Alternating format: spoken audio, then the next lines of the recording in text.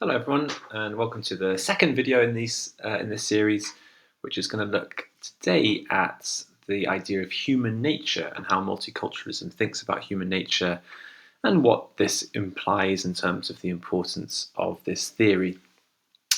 So, just before we look at some of the specific ideas that multiculturalism has, let's think a little bit about what we mean by human nature and why it's an important part of this political theory, as well as your other three that you will be talking about. So when we think about human nature, we're thinking about questions like, well, who are we? Some pretty big things. What makes us us? It's also getting us to think about and consider different approaches to understanding why we behave the way that we do. And these are really important questions for governments, for states, for societies, because we want, of course, people to be happy. We want people to behave in the right way that's good for themselves and other people. And so understanding human nature is crucial for making a happy, thriving, and successful country. Linked to that idea, then, I guess we're thinking about, well, what do people need in order to live a good life?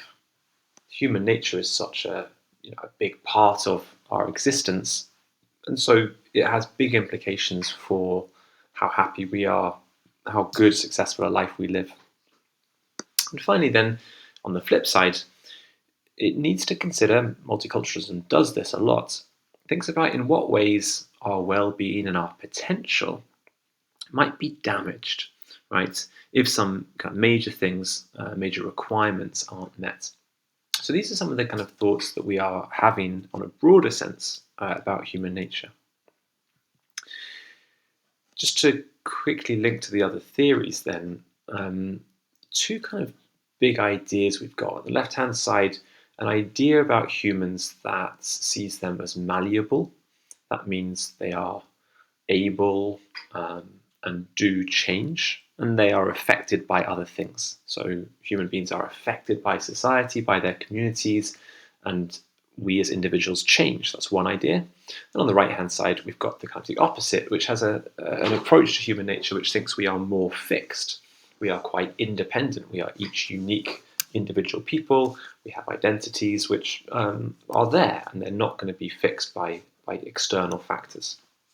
And so socialism definitely fits on the left-hand side, right? That our nature requires equality, fairness in society, whereas conservatism and liberalism are more on the side of this idea that it's about the individual, it's about allowing that individual to grow, and that individuals thrive when their identity is just allowed to flourish without the need for society or communities to impact it. And multiculturalism finally then fits very much on the humans are malleable idea, this belief that we as human beings can be better or worse, happier or less happy, depending on the surroundings which we exist within. So there are some of the kind of the introductory ideas, and what we're going to do now is look through the 5 major ideas that are kind of prevalent when multiculturalists think about what it means to be a human. So let's start with the first one, which is developmental.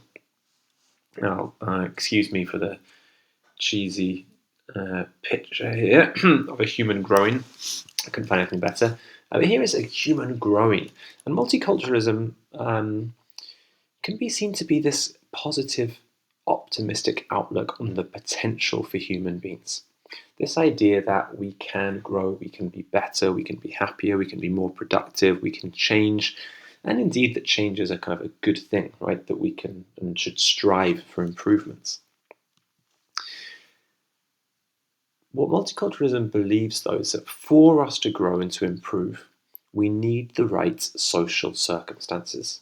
So it's not about us just as individuals, which would be more perhaps what conservatives and liberals would think, the onus being on each individual to improve. Multiculturalism strongly believes that it's the society around people that needs to be correct in order for us then to all grow and improve as human beings. So that might lead to this idea. Maybe at the moment some people find it difficult to accept difference, a multiculturalist might acknowledge. They would then say that's not because of their human nature. This is a really key point. Those people that criticize multiculturalism say, that it's woke and that it's doesn't understand human beings. That you can't change human beings. It's never going to work. Having different people living side by side with different values. Multiculturalism just would say, okay, well, that might be true right now, but that doesn't mean that's what it is forever, right? That's not because of our human nature. Humans can grow and change. We just need to support that growth and that change to then finally accept the difference and the diversity which it desires. So with this idea of humans being able to grow, multiculturalism would allow everyone to do a couple of important things. Number one, multiculturalism would allow people to analyze their own culture and see where it could improve. This is an idea that Isaiah Berlin, one of our key thinkers, has proposed. So the argument here is that when we have multiculturalism, which allows and encourages us all to look at other cultures and live with other cultures, we can grow our own culture and ourselves by analyzing, assessing other people's cultures. Almost like we can kind of pick up things from other people and perhaps more accurately review our own identity, our own culture by comparing with others. And slightly differently, but on a kind of similar theme, Bhikkhu Parekh talks about this idea, which is that multiculturalism allows people to understand that monoculturalism is imperfect. And even further than that monoculturalism is restrictive on human development. So what he's saying there is that when you only have one culture, people don't grow because they don't see anything else, they don't reflect, they don't see any alternatives really, and there's no need to grow. And therefore you get ignorance. That's Bhikkhu Parekh's perspective on this. So multiculturalism, which accepts, encourages different communities, different ideas, different cultures, actually helps to erode the ignorance which can be created when we have a monocultural way of thinking. On to our second idea about human nature then, and a really, really important one here, which is the idea of the politics of recognition. So we just look at these two pictures first of all. We see in the top left-hand corner, Keir Starmer, and I don't know if he'll still be Prime Minister by the time you're watching this video. Keir Starmer welcoming the Muslim community into number 10 to celebrate Iftar. And here is Keir Starmer, obviously not a Muslim, but here he is recognizing, showing understanding, appreciation for a different way of living and worshipping and a different culture than his own. And this recognition being seen as important for showing an understanding and a care for all types of people. But then in the bottom left-hand corner, we see a picture from France, which of course does not support this idea of recognizing others.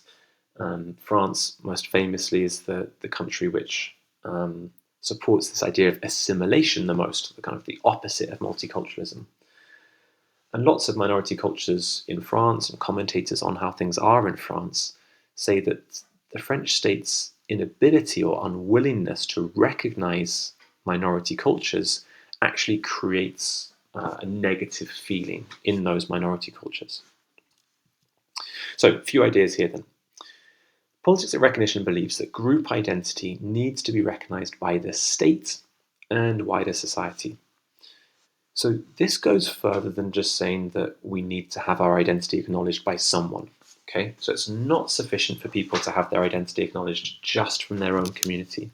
People need to feel recognition from the state and other people in society. Why? Well, the argument is that this is essential for people's self-respect, their pride, their positive feelings, both internally and externally. So their pride and positive feelings about themselves and what they are capable of, but also their sense of pride and positive feelings about the community, as well as the wider society that they live in. Now, when there is non-recognition or misrecognition, it can create low self-esteem, diminished sense of authenticity and importance, and even self-hatred according to our key thinker Charles Taylor. So there's really, really important implications here for what the state and society does and thinks about minority cultures. And this idea of politics recognition suggests that individuals in multicultural communities are looking for and needing that recognition from outside, so from the state and from people that aren't within their immediate community. Now, multiculturalists would argue that this is so important not just for the individual, but also for wider society. It's got implications for the economy, for the way that a country develops and grows. So people must be recognized for the country to then be successful. Thirdly, we're going to come on to this idea, which is essentialism. Now, relatively complicated one, I think, here, so I'll try and kind of simplify it a bit. Essentialism believes that individuals within a community share essential characteristics and experiences that are built into their human nature, regardless of where they end up in life. So what that means is you might have, take 5 people from a particular community. Got a picture of a Sikh community here on the slide. You've got 5 people from that community. Now they all go different pathways in life. Some may become especially rich and move out of their community and go and live in another part of the country. Someone might stay in that community. Someone, like I said, someone might be rich, someone might be poor, whatever. Someone might follow the Sikh religion. Other people might, be not so committed to that. Whatever happens, essentialism believes that if you are born in that community, if that is part of you growing up, that will always remain with you. And so that means that people can't escape and they can't leave these essential parts of themselves, right? These are deeply built within us, these essential shared characteristics, experiences, and feelings. Now, Bhikkhu Parekh, I've got a few direct quotes from Bhikkhu Parekh, says that people are deeply shaped by their community. They will view the world largely from within the culture, and that mutual concern and commitment to other members of their community is a huge part of their identity. So why is this all important when we're trying to argue or people are arguing for multiculturalism or indeed against it? Well, the main thing here is that it's got big implications for alternatives to multiculturalism, especially assimilation. Because assimilation basically believes that people can leave the culture, or at least can leave parts of the culture and can adapt and build and kind of basically turn into something else. Whereas essentialism says that's really dangerous and in fact it's impossible. And therefore, we need to not think about changing people, but we need to think about how we make sure people can feel happy and comfortable, supported, recognized, and allow those essential parts of them to flourish and to be acknowledged, right? Rather than forcing people to kind of downplay them and suppress them. Again, the implication would be that would be very negative for that person's sense of identity, sense of self, and ability to live a happy, successful life. On to our fourth idea then, the idea of identity politics. Now, this is not one which is just kind of unique to multiculturalism. Identity politics is shared as an idea across various other theories like feminism particularly. And basically what it means is that humans are defined by factors such as ethnicity, nationality, or religion. So this means that, yes, we are individuals and we're each different, but ultimately the core part of us is defined by something which we don't choose. Therefore, leading on from that, we don't develop our own identity by ourselves as individuals. It's shaped by interactions with important people around them. So that means that for a multiculturalist, you need to make sure that individuals can feel happy, can feel supported, can thrive within the community that they are brought up in, that they live in, that they exist in, because only through those interactions will they develop as a human being. going back to one of our key thinkers, Charles Taylor, he argues that it's really important for people to understand, uncover, and define their identity. This is like a core part of any human's existence, to understand who we are. And so to do that, well, we've got to be able to live within a community. We've got to be able to have that community around us rather than have the community suppressed or limited. But interestingly, and that was Will Kamlika that talks about this importance of community identity, interestingly, Tariq Madud, another of our key thinkers, says that multiculturalism is really helpful for creating an awareness of other cultures that we are not. And what he's saying there is that he's agreeing with Charles Taylor, it's important for us to understand ourselves. And actually, he says, well, great, when you live in a multicultural society, it's almost easier to understand yourself, to define your identity, because you can look and you can see, well, I'm not that. That isn't me when you look at other cultures. Not in a kind of like a negative way, but you can identify exactly what you are relative to other cultures that you experience and you see and that you live around in your everyday life. So all those three key thinkers would argue, A, identity politics is really important, but B, that multiculturalism, when it is encouraged by the state, just helps this to grow and helps people to be able to understand who they are. And so we come to our last but not least component of human nature in relation to multiculturalism. And here we've just got a picture of our friend Charles Taylor, one of our key thinkers, because he is particularly associated with our final idea, communitarianism. And basically what this means, and I should have said before perhaps, that of course there's lots of crossover with some of these ideas. So you'll be seeing and hearing and thinking about some similarities between these five distinct key terms. Charles Taylor says we can only understand ourselves in relation to our community. Therefore, communities play a huge role in our well-being and in our self-confidence. So again, we're going back to this idea of what do we need to be happy? What do we need to be successful, to feel positive and able to thrive in society and achieve everything for ourselves, but also that would have a positive knock-on effect for society. What we need, according to Charles Taylor, is strong communities around us because we understand ourselves in relation to that community. Again, he is rejecting this idea that it's all about an individual and that an individual can develop their identity wherever they are and whatever is going on.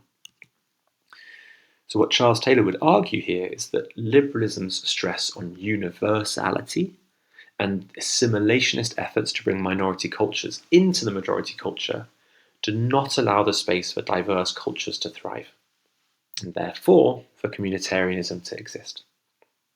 So all of these five ideas about human nature stress the importance of communities, minority communities and cultures being allowed and indeed being encouraged and supported to thrive, because they are really important for individuals to develop their identity, to feel confident and happy, and for their human nature and the needs of their human nature to be fulfilled.